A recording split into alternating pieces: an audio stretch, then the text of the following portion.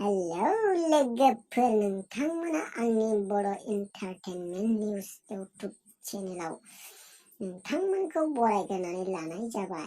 नोंथांमोननि गेजेराव आं गोदानै मावजि बुन्दा नार्जारिया माखासे थाजा गरम आमायथु बिखा सिरिहां जालांनाय माखासे खौरांफोर लानानै फैदों।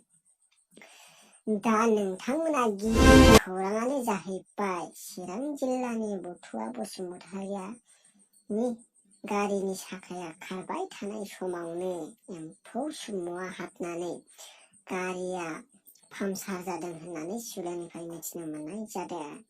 दा बे गारिखौ गंसे गेरेजाव अपारेसन खालामनो दैथायहरबाय होननानै मिथिनाय जादों आरो पामचार जाजानाय बथुआ बसुमतारिया मा जाथोनि एम्फौ सुमु बेखौ नायबिजिरनांगौनि थाखाय काजोलगाव पुलिस स्टेशनाव एफआइआर होबाय होननानै मिथिनाय जादों आरो काजोलगाव पुलिस बिफानाबो नायबिजिरनो थियारि जाबाय होननानै जोंनिसिम खौरां मोनफैनाय जादों। आरो सासे मानसिया खिफिनायावनो सिलामाया थरल' गदों होननानै जोंनिसिम खौरां मोनफैबावदों। बेनिखायनो खिफिनाया मोनसे लैखोन होननानै हेल्थ डिपार्टमेन्टआ खिफिनायखौ बन्द' खालामनांगौ होननानै रायजो राजाफोरखौ सांग्रांथि हरदों।